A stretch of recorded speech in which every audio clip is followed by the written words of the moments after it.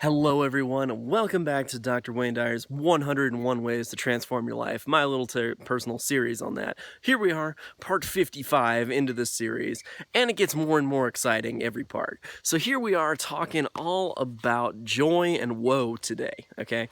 So he has a nice poem there, I believe it's from William Blake, could be off on that one, but it has this idea that man is meant for both joy and woe, and when this we rightly know, through the world we'll safely go. I think that's about the right poem there. Certainly rhymes, so that's something. Now, what it's really saying is that a lot of people are outraged when any small thing goes wrong in the world. Like, oh no, this person died when this shouldn't. Oh no, like this mother didn't take care of this one kitten, you know.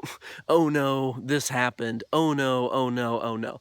So the news and everybody really seems to stress the world's not perfect, the world's not perfect. And this really freaks people out. They think that the world should be perfect, it should all just pan out this right way, everything should just go perfectly, it should all just work out, okay?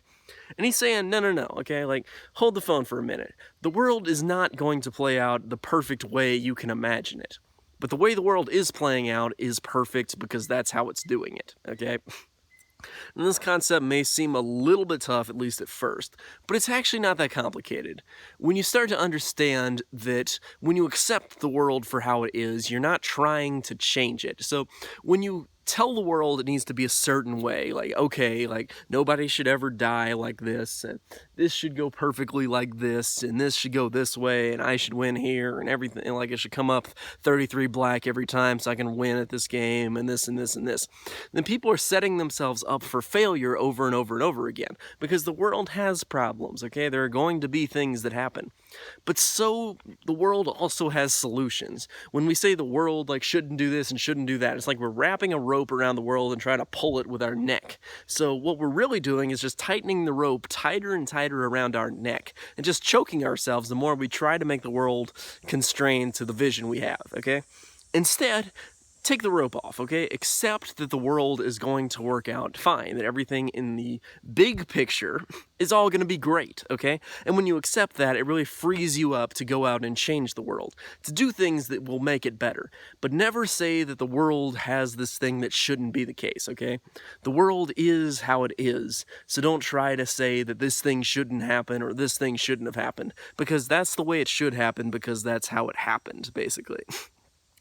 I have this principle in a different video that I shot in the Enlightened Life playlist, at least, where it talks about how we can have this sense that everything is the way it should be. And I think I kind of developed this technique based on this principle, that hearing this enough time, I kind of built my own take on it, that everything truly is the way it should be because that's how it is. When you can accept that that's the case, you can also accept that you want to change the world and that you can change the world. That's basically it for part 55, that you can accept the world the way it is and then work to make it better. But don't try to make it perfect because it will never match that vision. It will only make your life miserable. That's about it for part 55, as I already said there. So I will see you guys next time with part 56. So stay tuned for that.